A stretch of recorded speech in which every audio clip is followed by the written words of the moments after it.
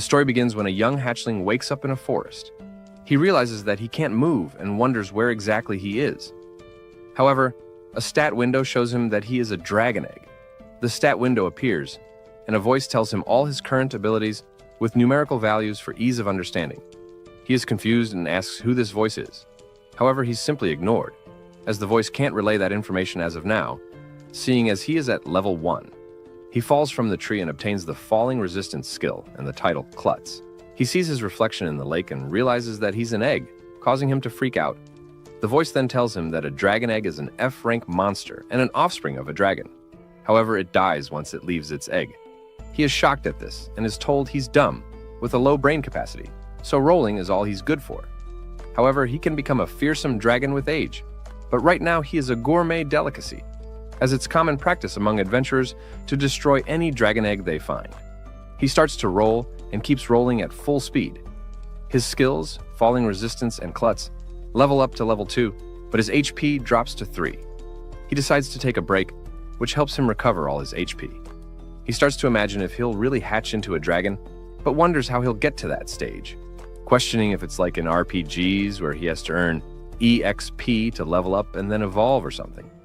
He notices a giant-looking insect and finds out that it's a dark worm known as an egg eater, which means he's cooked. He starts to roll as fast as he can, but the worm keeps up the chase, so he purposely edges it to a cliff and jumps off from behind, knowing he can survive the fall. He defeats the slimy worm and gains 12 experience points. Jack realizes that he gets EXP when he beats things, so it's somewhat like a game. He is now a level 5 dragon egg. The voice tells him that he has met the requirements for evolution. He asks to see the evolution tree and sees 2 options, either a baby dragon or a little dragon. A little dragon is a dwarf breed of dragons. Although it's little when compared to other dragons, its full size is larger than a bear, and it's feared by adventurers for its fire breath attack. The baby dragon has very tender meat that is considered exquisite. It's not suited for battle due to its short claws and fangs. However, it has great potential and can evolve into many different species of dragons.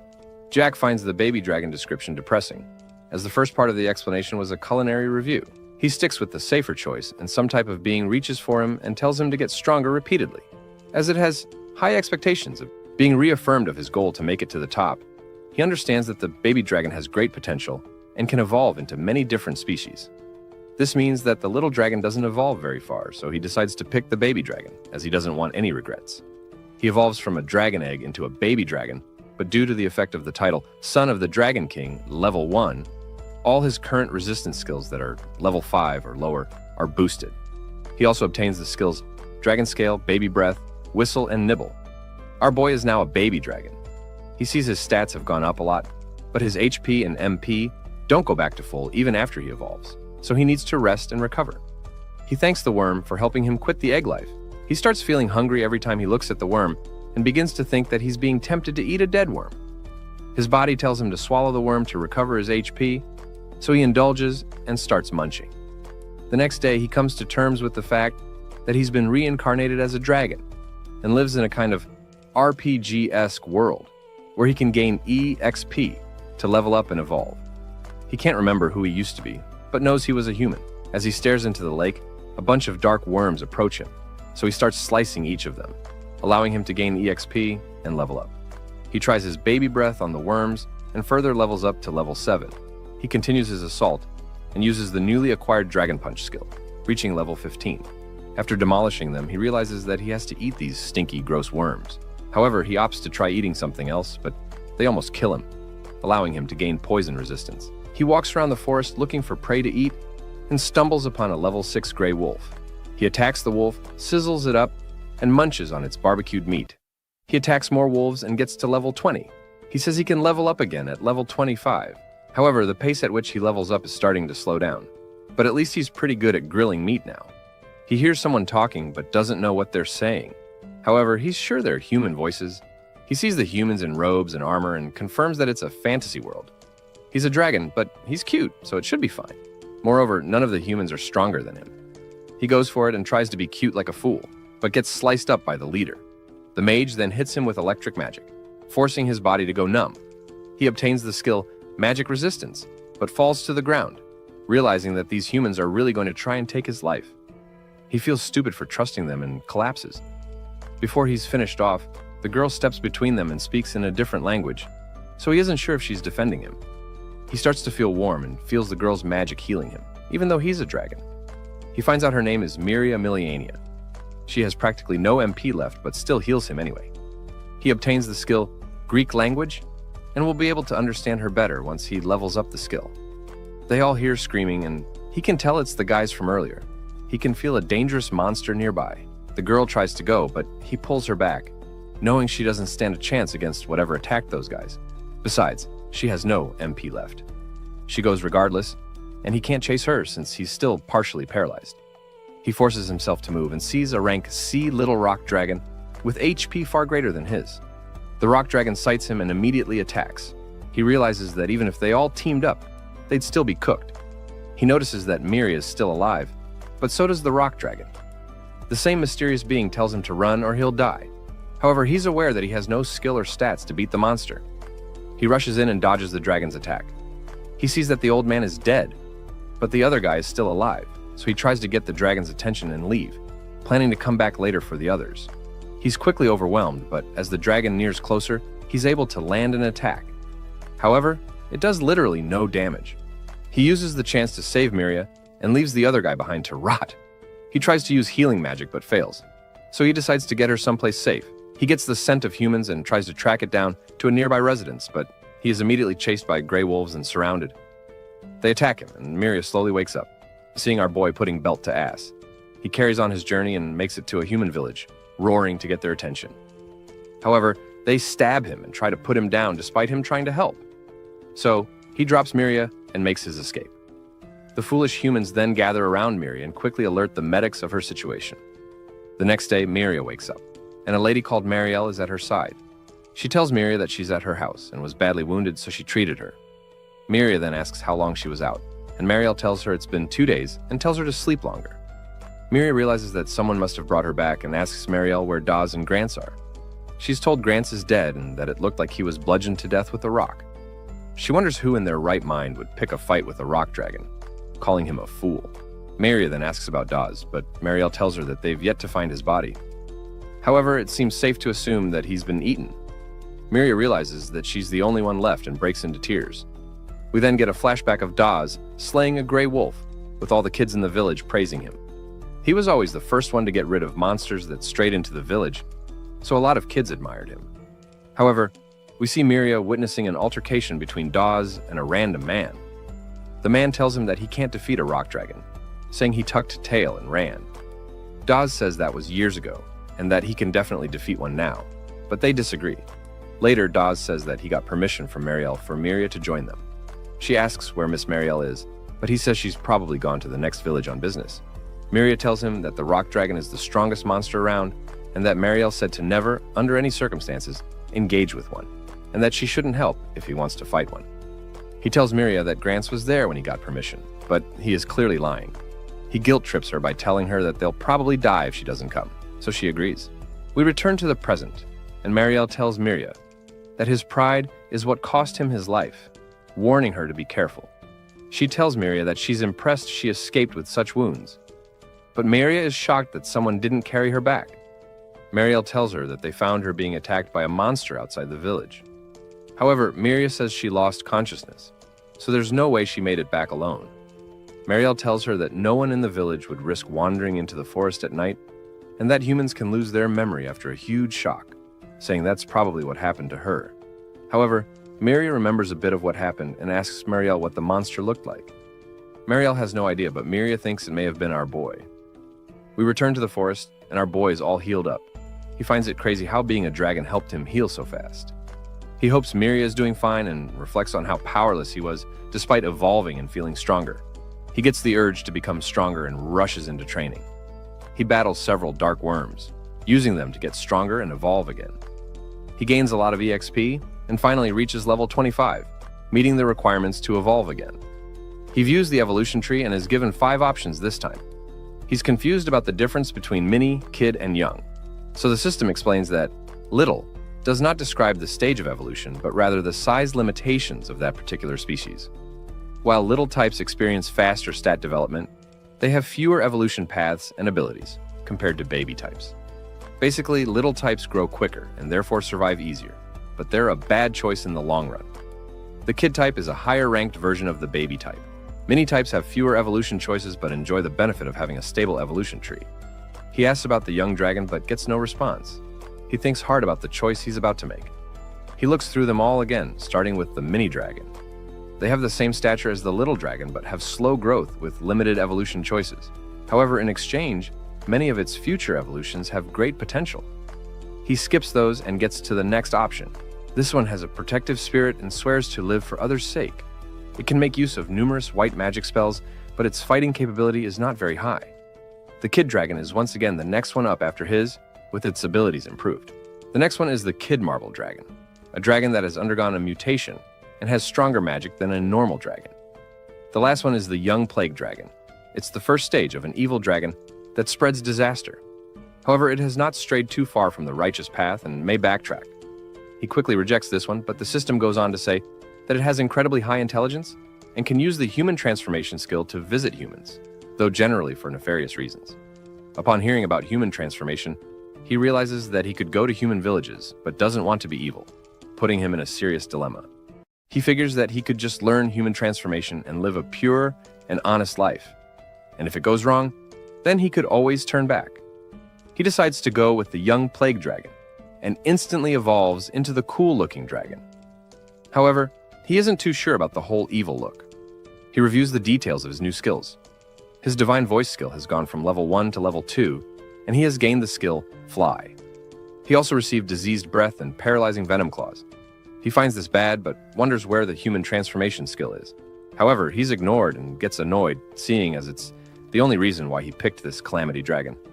He tries to cope and says that maybe if he levels up, he'll get it, but still receives no valid response.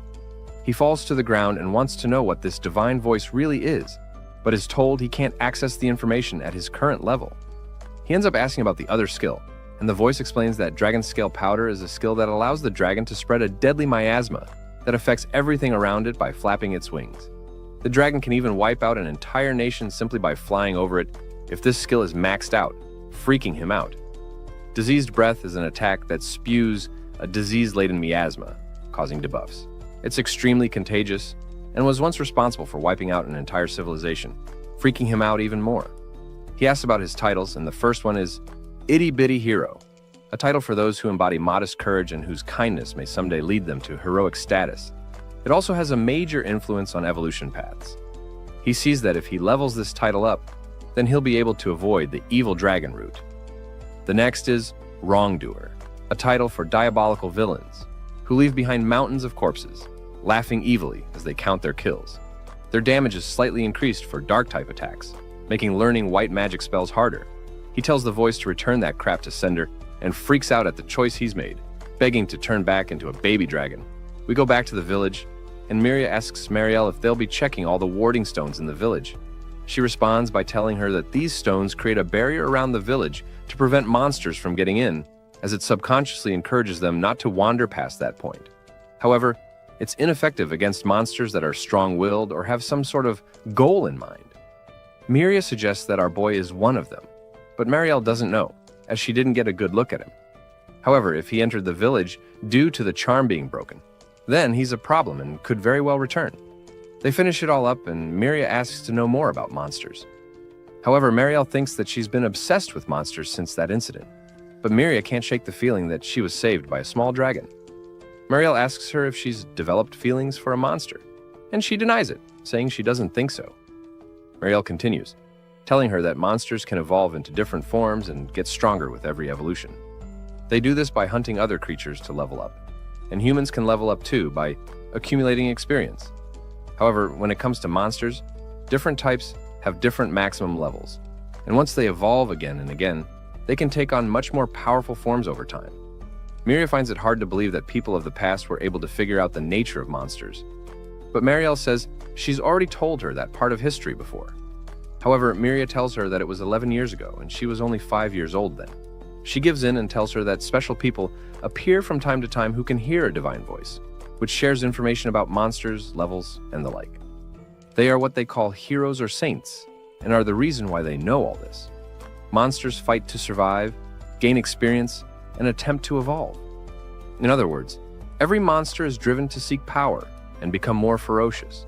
She tells her that next time she meets the dragon that saved her, he'll probably have evolved into something else much more menacing, turning its claws in her direction. However, Miria shouts and interrupts her, but apologizes straight after. Marielle tells her not to have any odd expectations of monsters, as they're the embodiment of fighting instincts and are incompatible with humans. We get back to the forest, and our boy is determined to level up super fast, become a human hero, and see Miria again. He gets moving but feels like he's moving extra slow. He realizes he's stuck on thread, and a huge spider drops down, screaming. He sees that the spider is super strong but is able to neutralize its attack. He follows up by using paralyzing venom claws repeatedly on the beast. However, it still retains most of its HP and is extremely pissed off. Seeing this, our boy chickens out and starts rolling away, but the spider is free from paralysis and starts chasing him. He tries to use his fly skill, but his level is too low to do so. 10 minutes pass, and they're still at it. He levels up his rolling skill to level 3 and boosts away. They approach a cliff, and he goes for the jump at full speed, managing to glide a bit. He makes it, but feels exhausted, checking his back and seeing that the spider is nowhere to be seen. He looks down and sees connected webs. This is when the spider jumps him. The punk gets scared again and starts rolling. As he runs like a punk, he encounters many beasts and defeats them in the process, leveling up and reaching level 8 as a young plague dragon. With this, he feels that he could defeat the spider now. They square up and the spider uses double poison on him, but he is resistant. However, the spider doesn't know this and waits for him to succumb to the poison. He fake dies and waits for the spider to get close enough, then initiates baby breath and slams it down with his tail, leveling up to level 14. After defeating the beast, his baby breath levels up, and he gains the skill Dragon Tail. He eagerly waits for the human transformation skill, but is disappointed, and even starts to think that the system lied to him, though that surely can't be the case. He finds a nice-looking cave and checks if it's occupied. Finding that it's not, he uses it as a base to cook his lovely meat, as well as using fruit as some sort of pepper. He tries them both together and is amazed at the lovely taste. He gains the skill Mr. Chef. He stuffs himself and realizes that putting extra effort into this world really makes a difference. He wonders if he could get popular with the villagers with his home cooking, but that won't happen since he'll just scare them off no matter what feast he prepares. At least when he was a baby dragon, he was cute, but now he's got fangs and claws, and even Miria wouldn't recognize him. However, this is what he gets for thirsting over the human transformation skill. Back at the village, an old man tells Miria that he saw Dawes yesterday right outside the village. She wants to know more, so he tells her that he was fishing and saw Dawes within the trees, walking deep into the forest. He kept saying something along the way. The punk from before thinks that the old man is lying, but he assures him that he's not, as he was sober for most of yesterday. The man tells her that what happened to Dawes and Grants is not her fault, so she shouldn't get worked up over it. She says she's not and keeps it pushing. However, Marielle strictly tells her not to go near the forest and asks her why in the world Dawes wouldn't return to the village. She says she isn't sure but thinks a search party should go looking for him. However, Marielle thinks she should give it a rest and cannot risk the lives of anyone in the village. Miria reluctantly agrees. But Marielle tells her not to worry, as she'll ask the guild to investigate and adventurers will come help in due time. Miria agrees and apologizes for being unreasonable. Back in the forest, our boy sees a slimy-looking thing and approaches it, as it doesn't look very strong. However, he gets some kind of blitz headache and doesn't understand what exactly is happening. He tries to use view status on it, but can't make out what exactly it is. He knows that its stats weren't anything special, yet it caused him pain, so he leaves it be and searches in a different location. As he walks, he comes into contact with a pot-like creature and figures he could use it to hold fruits and stuff. He tries to grab it, but it attacks him. It's known as a porteur-toise, a D-ranked monster. He attacks it with all he's got, but the pot just ends up using its rest skill to recover its health. So he takes it to a cliff and threatens to dump it in the lake, knowing it can't swim. This gains him 36 experience points, leveling him up to level 15. However, the pot's allies gang up on him and combine to form an underwhelming tower of pots.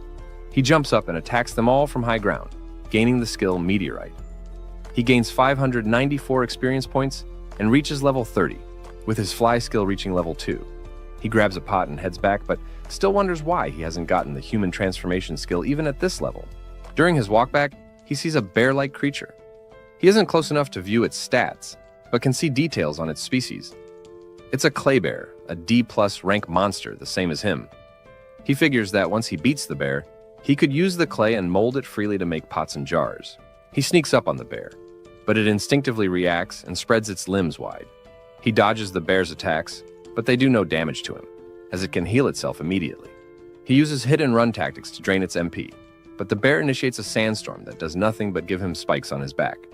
Despite this, he notices that most of its MP was drained in the process, and that the clay softens once it's away from the body. He attacks with this in mind and uses meteorite to pulverize the clay bear, gaining 150 experience points, plus another 150 due to the effect of his walking egg title. This allows him to reach level 33 and gain the skill Nutcracker. He's back at his base and uses the clay and heat to make a heater. He goes in search of more ingredients and comes across a lightning shroom.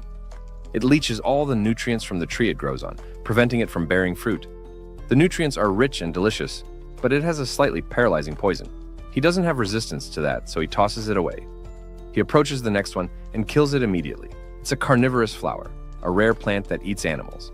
However, it can't digest salt, so it accumulates in the white part of the root. Salt is crucial for cooking, so he grabs it. Elsewhere, we see Miria entering the forest, despite what she was told by Marielle. She wants to save Dawes, if he really is alive somewhere in the forest, feeling some foolish guilt over what happened. She's quickly attacked by a dark worm, but is able to put it down with her fire magic.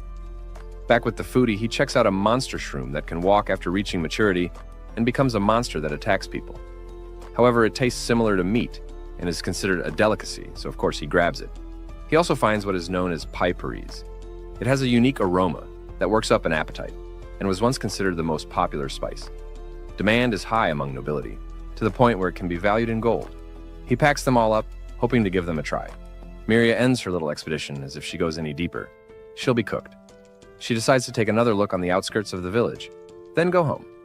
Meanwhile, the big-backed dragon uses light shrink to light up his den and uses the pot to cook up a delicacy. He tries it and devours it all in one sitting, enjoying the umami and saltiness of the meat. His Mr. Cook title levels up to level 2, but he thinks the bowl is hard to drink from, so he decides to make a new one, as well as a spoon to go with it. Somewhere close by, a young demi-human tells her companion Meltia to wake up, as they'll be arriving soon. They drop down and confirm that this is the forest the guild intended for them to investigate, the Noah forest.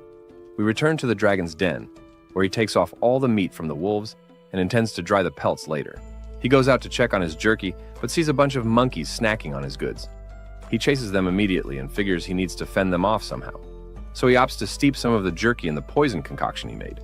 He goes out and realizes that he can more or less tell if wild plants are poisonous or not. Seeing pretty flowers, he considers using them to decorate his cave and take the edge off his pathetic life. However, he comes into contact with another weird monster, the Venom Princess Lacerda. She possesses a series of venom-related skills and immediately bites him before retreating. The pain starts to kick in, but so does his poison resistance. Due to the strength of the poison, he still falls to his knees and succumbs to the princess's venom. He tries to get, but is heavily affected by the poison.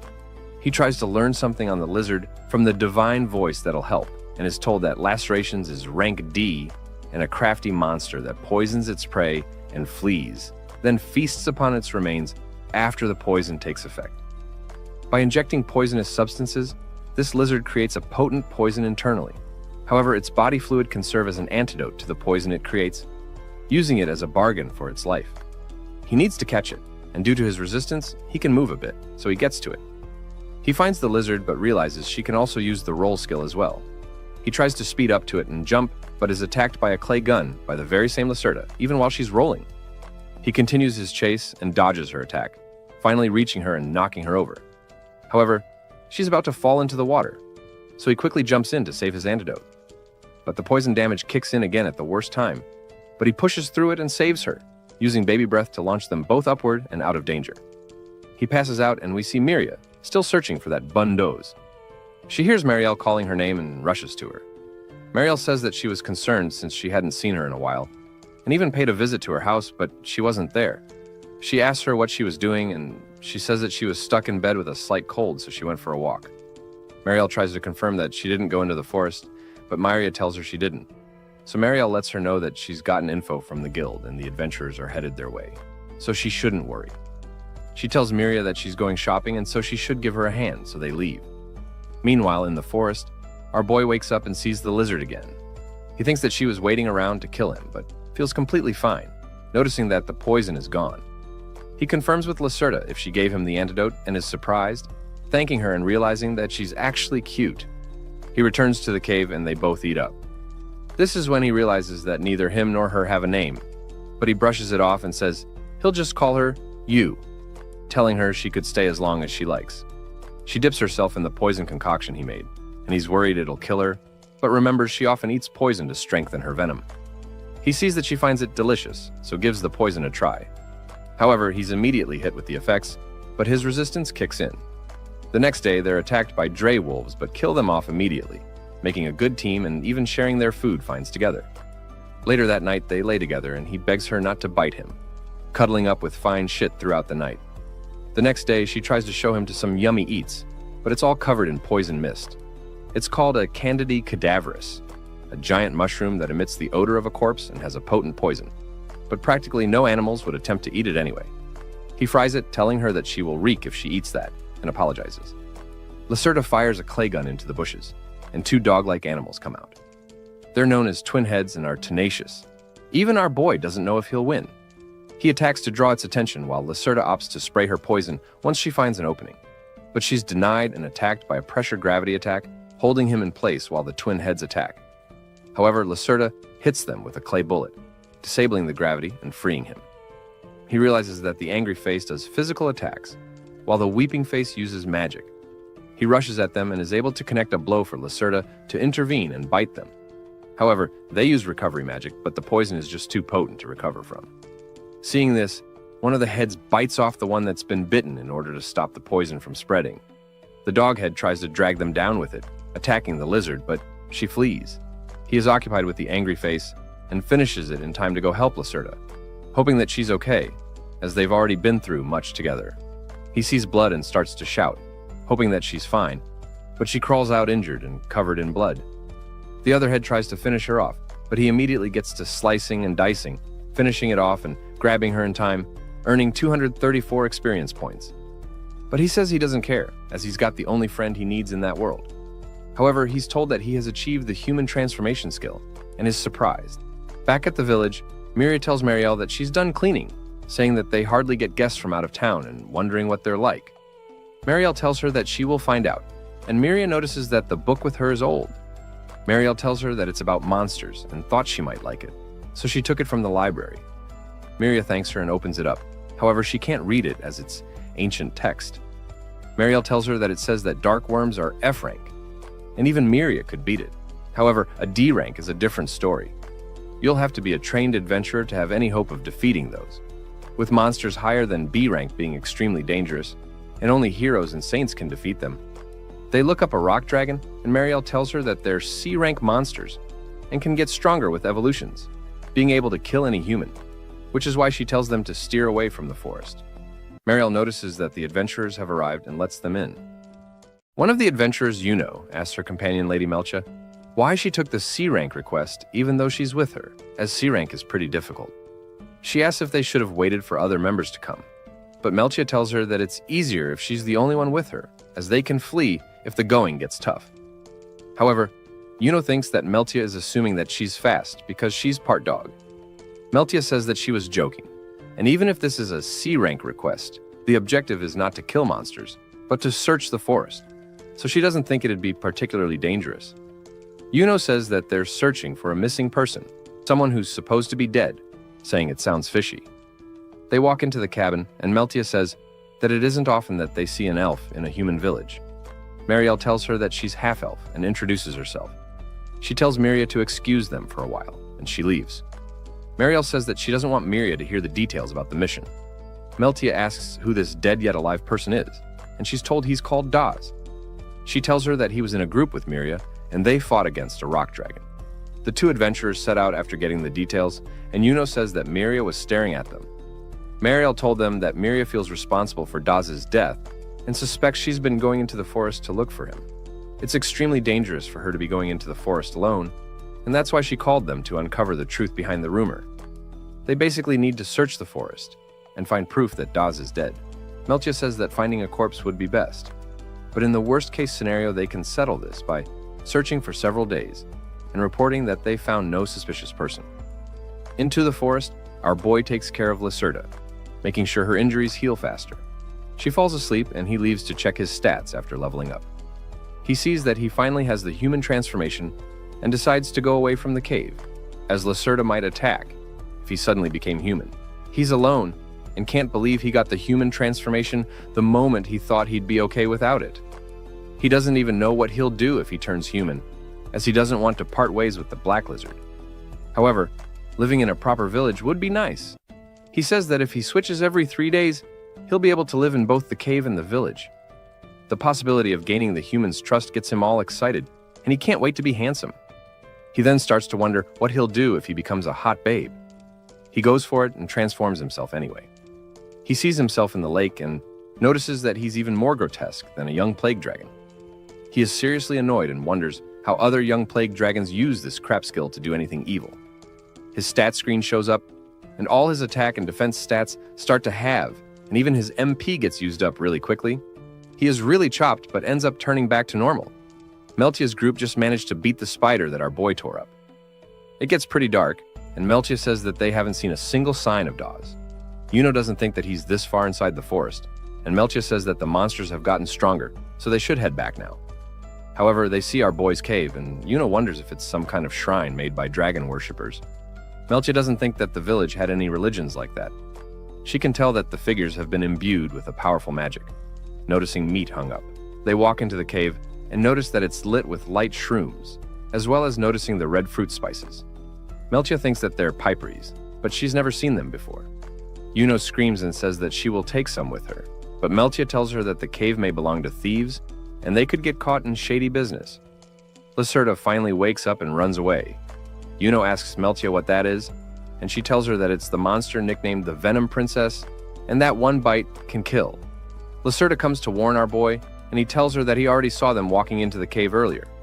He thinks they've been impressed with his pad, but if he shows up now, they'll just assume that he was a monster wandering into a cave. He uses the human transformation skill in hopes that they think he's a puppy human or something.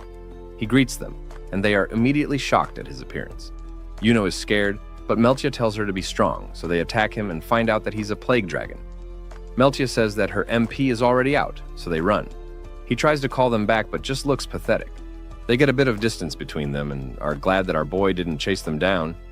Meltia is surprised that there are plague dragons living in the forest, and Yuno asks if they should go back to the village. However, they hardly have anything to report now. Besides, they're going to need more manpower to investigate further. Yuno asks to call their usual crew, and they leave the forest to get in touch with them. The next day, our boy is fully recovered and tries not to let yesterday's incident get to him. He asks Lacerda for a favor and tells her that there are some monkeys that are always stealing his jerky, so he wants to poison the meat to teach them a lesson, wanting the poison to be as strong as possible without any color or smell that gives it away.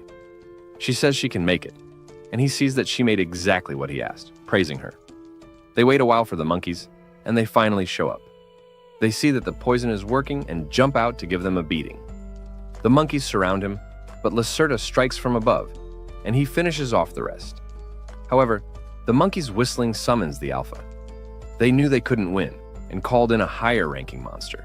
He checks its stats, but they're all on par with his. However, it has a skill that strengthens its followers. He tries to attack quickly, but they are able to deflect his attack. The monkeys start to attack them and snatch up the lizard, but he's able to save her and doesn't know what to do. He analyzes the alpha and finds out that it's called a giant orangutan, and it's a D+ rank monster. It has fought and defeated the former alpha to become chief. Evolving through battle is considered sacred to the orangutans. They also know a lot of support magic to assist their clan. The information didn't help him, but he thinks he saw telepathic communication among its list of skills earlier. He figures that there's room to negotiate with him and takes one of his people hostage. He uses his telepathy and can tell that our boy knows of his abilities. Our boy tells him that this monkey will die from the poison. However, the lizard can give it an antidote, telling him to leave them alone if she does. The ruler says that that is out of the question, as our boy has proven himself too big of a threat for them to ignore, and so it's better to dispose of him now. Our boy tells him that if the black dragon and himself come at him with all they've got, then none of them will walk out alive. However, the alpha tells him that weeding out the weak and letting them die is the way of their clan, just as he killed his forefather and ascended the throne. Our boy realizes that there's no room for negotiation and knows they can't go on like this, so he challenges the alpha in a duel. In this world, duels only occur in disputes between clans or when an alpha is supplanted. He accepts the challenge and tells his lackeys not to interfere until there is a winner. Lacerda heals their comrades, but they take her in order to ensure she respects the rules of the duel and will be released if he's defeated. They are about to square up. However, he doesn't know how to go about the fight, since the alpha has buffs and stuff. The fight kicks off, and the alpha mocks our boy for running, seeing as his actions were disrespectful to his people. Our boy attacks and slams him to the ground, delivering more damage than he expected. The alpha goes Super Saiyan, and all his MP goes into his agility. He swiftly attacks our boy, making it difficult to dodge. However, our boy goes all out and calls out to the alpha to receive his beating. He takes the bait, and they square off with only fists. They deliver their last blows, and our boy knocks him down and levels up his Dragon Punch to level 3. However, he suffers a brutal uppercut and falls to the ground. He receives 324 experience points and levels up his young Plague Dragon from level 37 to 39, gaining the title Clan Boss. He wakes up in the cave with the Black Lizard and tries recalling what happened. He remembers that he was battling the giant orangutan. They were fist fighting, and he got absolutely smacked. He quickly checks his status and sees that his level went up, so that must mean he won. Him and the Black Lizard hug it out, and he wonders how she was able to bring him back. However, she shows him the gang of monkeys in his cave, and he starts to wonder why they're here, thinking that they must be here to avenge their boss. However, he notices that they are actually acting like he's their new boss. He checks his stat page again and sees that he's now the clan boss, so he must have beaten the boss and obtained his title. Lacerda is on edge, and he tells her that it's fine since it looks like they're his followers now, so they can use them to handle their busy work. Later, the monkeys bring him a bunch of fruit, and the Black Lizard isn't impressed. They then ask for some meat, and he gives it to them. He doesn't need to go hunting today, so he'll just refresh his supply of jerky. While cooking, a random monkey is interested in what he's doing, so he decides to make them do the cooking, telling him to cut the meat first, then put the sliced meat into the pot, then add salt and spices. After that, you mix and rub it all in, then let it rest for a while. He then asks him to give it a try, but then he senses the Black Lizard's malice as she walks by, and wonders why she's in such a bad mood. He decides to put the orangutans in charge of the jerky, leaving him with nothing to do. But considering he has new roommates, he'll have to store even more food, so he opts to make more pots. He gets to pounding, and another monkey is curious about what he's doing. He tells him that he's making a new pot, and the orangutan wants to give it a try. That's when he remembers that these guys have a skill called Nimble, and they've got long, slim fingers, so they could probably make these better than he can. So he decides to show him. He finishes making the pot and gives him a ball of clay to work with. He steps out and finds the Black Lizard mushing up clay, and she runs away. He then wonders if she was interested in ceramics and says that she could have just said so. He uses the tough hammer and shovel he made from the clay bear to strike the ground and tells the others that they're in charge of widening the cave. Back in the village, Yuno is surprised that the crew isn't here yet, and Meltia tells her that Daz and Romina should have already gotten the message, so she's sure that they'll hurry over after their current request is done. They think back and remember how crazy it is that they ran across a plague dragon. Meltia says that the cave was suspicious, and something must be going on in the forest, so they have to look into it more. Back in the forest, the Black Lizard wakes our boy up, and he wonders if they're under attack, and realizes that his minions are all over him. He tells them to wake up, but they don't move, so he decides to just go back to sleep. This pisses Lacerda off, and our boy wakes up to find one of the monkeys clinging to life. He checks him out and sees that he was hit with a special venom. He sees Lacerda laugh, and she even gives him a thumbs up, but he's not going for it, and tells her to give him the antidote. He's all healed up, and he asks her that he gets that she's frustrated with the orangutans, but poisoning them like that is taking it too far. However, she disagrees and shows him the pot they made. He then realizes that he hasn't been giving her any attention and brings up the idea of them going hunting, so she comes around, as she'll feel better if they spend the whole day together. Back in the village, Miria says that it's been 2 days since the adventurers went into the forest, but there's been absolutely no word from them. She foolishly decides that it's up to her to find Daz and apologizes to Marielle. Back in the forest, our boy realizes that he's only one level away from evolving again, so he decides to farm experience and find stuff to spruce up his cave. He looks at the black lizard in excitement but sees that she's down. He doesn't know what's wrong, and we see the orangutans playing behind them, and all this fool thinks is that they can't get enough of those weapons. However, she just walks away from him, despite him calling to her, then starts wondering what he did wrong. He thinks that it sucks that they can't speak the same language, but notices her constantly looking. That's when the wolves appear, and him and Lacerda look to pummel them together as warm-up. But the orangutans jump in out of nowhere and start giving them belt. This annoys Lacerda, and she walks away. Miri is still searching and thinks that she might have gone a little too far and needs to turn back. However, she sees what looks to be Daz and chases after him, but comes in contact with a mysterious monster. Our boy apologizes to Lacerda for giving the orangutans so much attention. He tells her that he's their boss and it's nothing personal. She looks back at him with those eyes, and he suddenly says that they'll be hunting by themselves next time, and the orangutans will stay in the cave. She's happy with this and jumps at him with joy.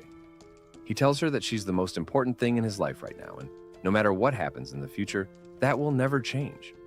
He suddenly hears screams and instantly recognizes Miria's voice. He wants to head to her, but doesn't know if she's with other humans, remembering all he had to endure at the hands of the other humans. He tells Lacerda to wait here and rushes to help Miria, but Lacerda ends up joining him anyway. He speeds up and so does she, telling her not to go that fast at her current level, causing her to hit a rock. He sees that she lost a lot of HP and hears the screams again. He tries to leave and Lacerda holds him back. He apologizes and tells her that he meant it when he says that she was important to him, causing her to cry. We see Miria surrounded by monsters, and our boy makes it just in time to save her. He is told that these are Maha wolves, and they're rank D. They can use their third eye to share visual information with nearby members of the pack. He expects more of them to come and notices that their status is weird. He remembers seeing something like this before, and our boy slaps them up. Miria sees our boy and shakes, but he realizes that he's releasing poison powder when he spreads his wings. He tries to approach her, but she tells him to get away from her in fear, shocking him as she's treating him like a demon king. He looks up in fear and he tries to get her to recognize him. However, his divine voice tells him that he has maxed out his level by reaching level 40 and has now met the requirements for evolution. Seeing him fret about reminds Mary of the young him that she met, and she tries to communicate with him, and he realizes that she's imitating what he did back then, and they both start doing it repeatedly like fools. That's when the other Maha wolves appear. He gets down and him and Miria run off in an attempt to protect her. Gregory tells Marielle that they've searched the whole village and still can't find Miria. Marielle calls her an idiot for going into the forest, but says she'll go in to look for her, so Gregory should just check the village again, in case she shows up. We see the reinforcements, and one of them says that the forest doesn't look dangerous at all. However, another member is surprised that they saw a plague dragon. Meltia tells them that they concluded it was too risky for the two of them to investigate alone, so they called them. She says that they have to go to the village first to discuss it with the client. Back in the forest, we see our boy and Miria getting chased by the wolves. He turns around and tries the wolves, killing them in a single strike. The divine voice tells him that now that he's maxed his level, he can't level up. They keep going, and he wonders if it's okay to bring Miria to the village like this, thinking the same thing will just happen again. He doesn't even get why she's here in the forest, as she should know how dangerous it is. He decides to take her somewhere near the village, and she thanks him. He understands a bit of what she says and is happy. He views the evolution tree and is given 4 paths. However, there's no plague dragon evolution, even though he's a plague dragon. First is the dark dragon human, a low-ranking Drago human. It is categorized as a demi-human with its body covered in dark scales. He doesn't know what a demi-human is and thinks it may be too good to be true, considering what happened last time. The rolling dragon, a dragon that specializes in speed over strength. It's the speedster of the dragon world. The little arc dragon, a light-type dragon that has high intelligence and makes use of white magic. He's excited as it's hard to believe the plague dragon can evolve into something so righteous. The Jormungand. It has the body of a huge snake, and its entire body is covered with scales that contain a deadly poison. He definitely doesn't want this, as it'll make him enemy number 1 to humans. They stop and take a break, and our boy rules out Jormungand. He's indecisive about what to pick. He tells Miria that he's about to evolve into another monster, but he remembers that she can't even understand him. She tries to communicate, and he understands that she introduced herself. They start fooling around, helping his Greek language skill go from level 2 to 3. She tells him that she's looking for someone. She's come to the forest several times by herself without Miss Marielle knowing. He tries to ask if she means the people that came to his cave, but it's no use, as his skill more or less helps him understand what she's saying, but he still can't say a word. She understands his gesture and tells him that those two were adventurers from the city, but she's looking for someone called Daz. He remembers that he was killed by the little rock dragon. She's excited that she knows him and realizes that he's really the dragon she met before. Marielle asks for his name, and he tells her he doesn't have one, so she decides to give him the name Elucia. It's the name of the flower she likes. Our boy embraces the name, and the divine system recognizes Elucia as his name. He hears heavy footsteps and knows that only one thing can make those types of footsteps. They get moving, and he decides to take a detour and head to the village, dropping off Miria and looking for Daz on his own. The wolves come back, and he notices that it's being controlled by something. As he keeps going, he sees more Maha wolves, and they see Daz looking all undead. Miria asks Daz why he's with the monsters, and Elucia sees that he has no skills listed. Daz attacks Miria, but Elucia helps to knock him down. When he falls to the ground, they see him hug a clump of dirt like it's a treasure. They're surrounded again, and Miria tells Elucia that she hears footsteps. Daz then gets on a wolf and heads in the direction of the village.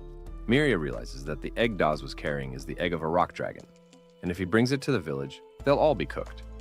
They pursue Daz, but the other wolves are right behind them. So Miria suggests that Elucia leave her and keep going so he can stop Daz and save the village. He stops and wrecks one of the wolves with ease. However, the others are able to injure Miria despite him pummeling them. A wolf appears in the village, so Gregory wonders why the warding stone didn't keep it away. The wolf attacks him, but he manages to kill it with a spear. However, when he crawls out from beneath it, he sees Elucia. Gregory tells him to stay back, but Miria tells him to trust Elucia. Gregory seems to remember him, and Elucia remembers that Gregory was the person who stabbed him. Miria tells him that Elucia can also understand them. He decides to trust him and apologizes for attacking him in the past. Gregory mentions that Jack ran past him, and they suddenly hear the rock dragons roar. So Miria tells Gregory about Daz's plan to destroy the village with the egg. Miria thinks they need to hurry, and Gregory decides to join them as he can help calm the others when they see Elucia. Meanwhile, the villagers are shocked to see Daz approaching. They're even more shocked when they see Elucia. However, they relax when they see Miria and Gregory riding him. They ask if they saw Daz, and one of the villagers says they saw him heading for the watchtower. Gregory tells Miria to evacuate the villagers, while he goes with Elucia. He explains that she's injured, and Elucia agrees.